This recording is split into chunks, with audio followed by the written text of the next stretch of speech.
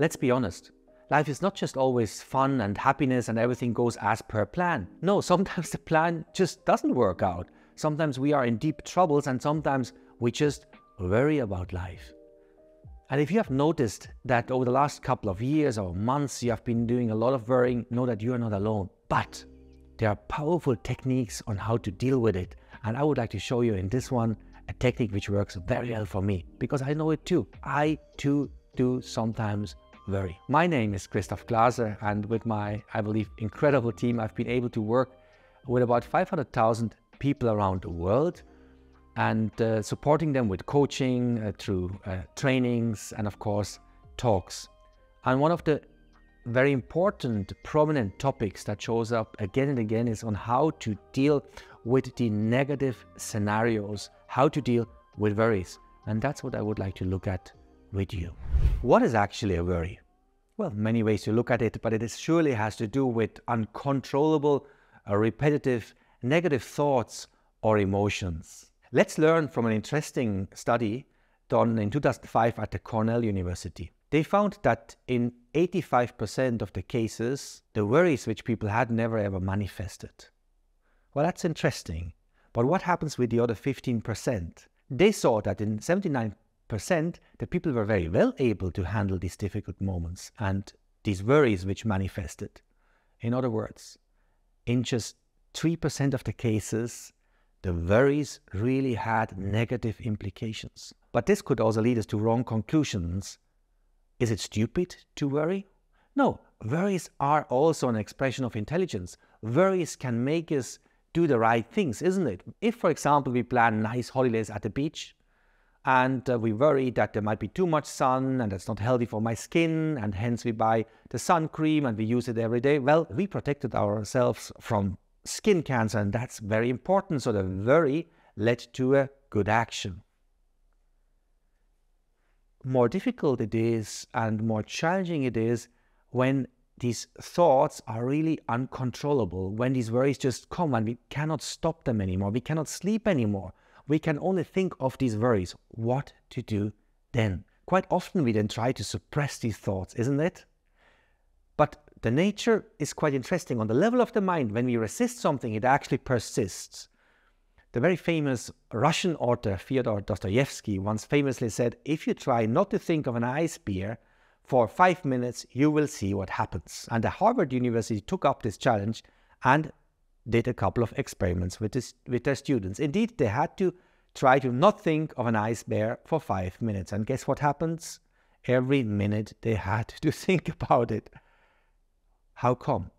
There's an ironic process.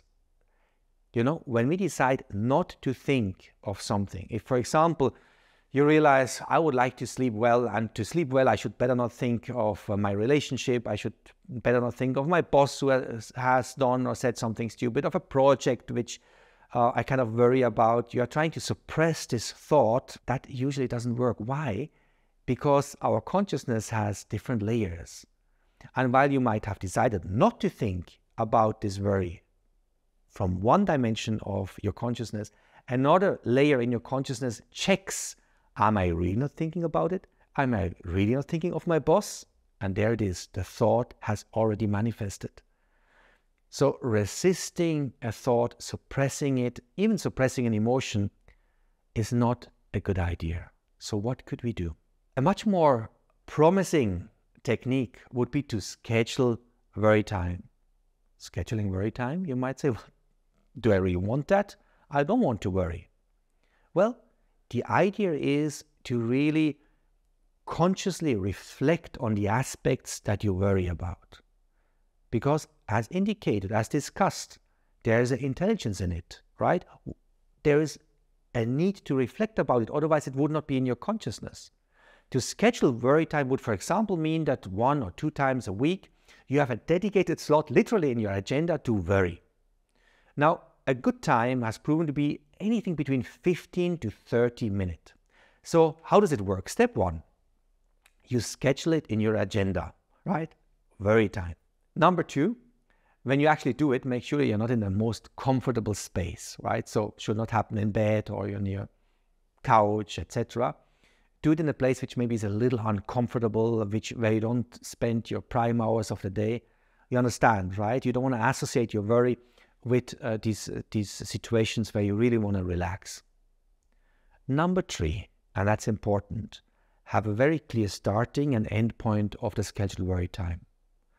You can put your alarm clock, and after these 15 or 30 minutes, decide before how long it is, you stop it. And then go into another activity. Decide before the worry time what it should be. Will you call your best friend? Will you watch, maybe like I sometimes do, a soccer match of the FC Basel? I promise you it's a good match usually. Will you go for a nature walk, etc.? Step 4. Of course, worries will keep coming throughout the week, not just during this scheduled worry time. If that happens, note it down. Have a dedicated place where you kind of, like a parking lot, where you gather these worries. And when the time comes up in your calendar, look into it. Number 5, when you now have the dedicated worrying time, you have this laundry list, and really reflect on these worries.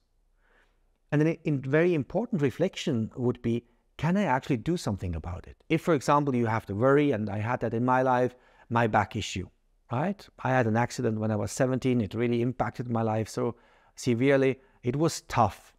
So if that's a worry, maybe back pain, ask the question, can I do something about it?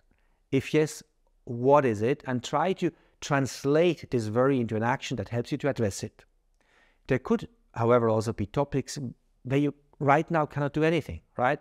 If, for example, and that's happening right now, we are recording this in April 2023, if you realize I'm really not feeling good, I'm almost a little bit depressed because it keeps on being raining, there is no sun, etc. Can I do something about it? Really? Can I change? Can I influence the weather? If not, let me stop worrying, right? Can I consciously accept that situation? That's powerful. You know, we all deal with pain in life, don't we? It's part of the package.